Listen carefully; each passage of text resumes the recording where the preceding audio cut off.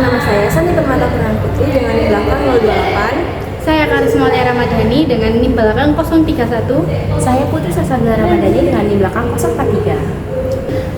Pada kesempatan kali ini, saya akan mempresentasikan hasil maket perkantoran yang telah kami buat.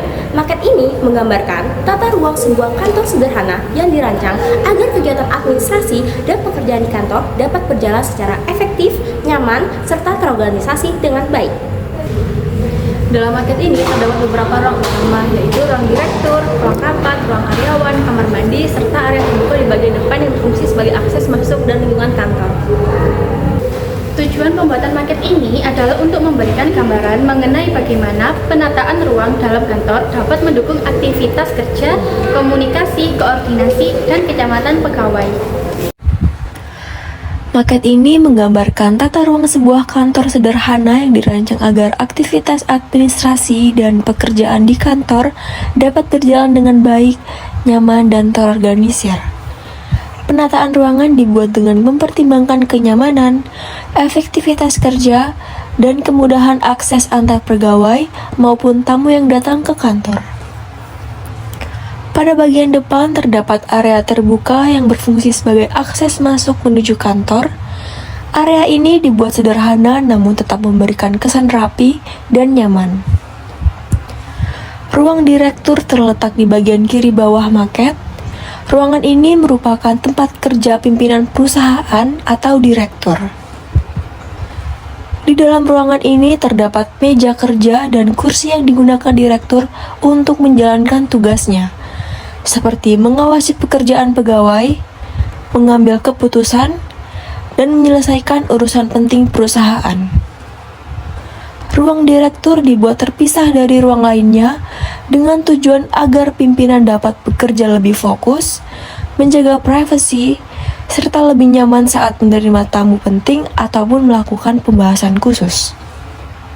Selain itu, terdapat jendela pada ruangan untuk membantu pencahayaan dan sirkulasi udara sehingga ruangan terasa lebih nyaman. Selanjutnya, saya akan menjelaskan mengenai ruang karyawan dan ruang rapat. Pertama adalah ruang karyawan yang terletak pada bagian kanan atas maket. Ruang ini digunakan sebagai tempat para pegawai melakukan pekerjaan sehari-hari. Di dalamnya terdapat meja kerja dan beberapa komputer yang berfungsi sebagai sarana pendukung administrasi kantor. Penataan meja dibuat berjajar agar memudahkan komunikasi serta koordinasi antar pegawai ketika bekerja dalam tim.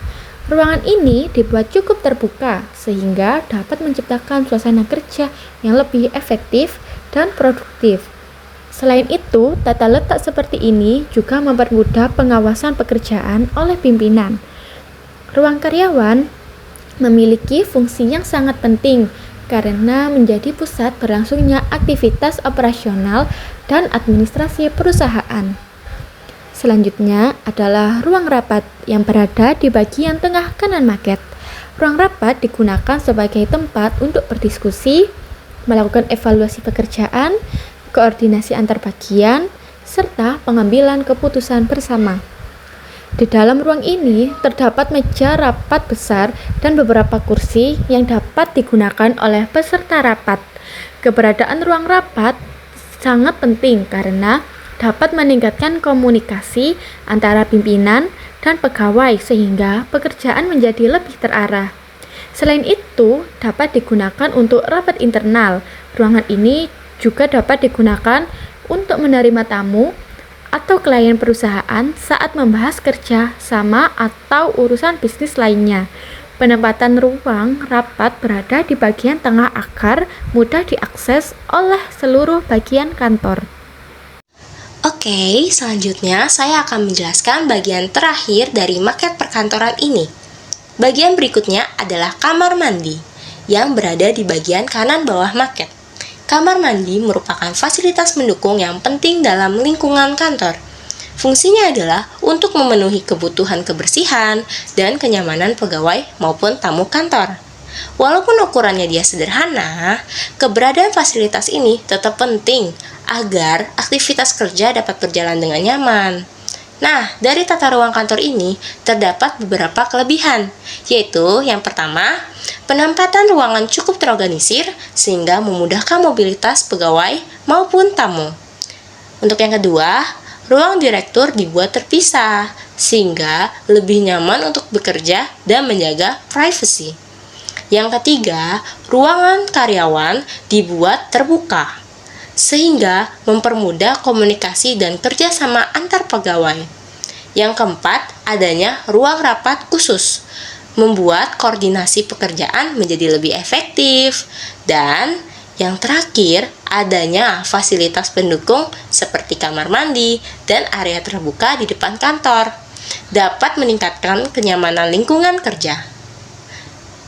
Oke, demikian presentasi mengenai maket perkantoran yang telah kami buat.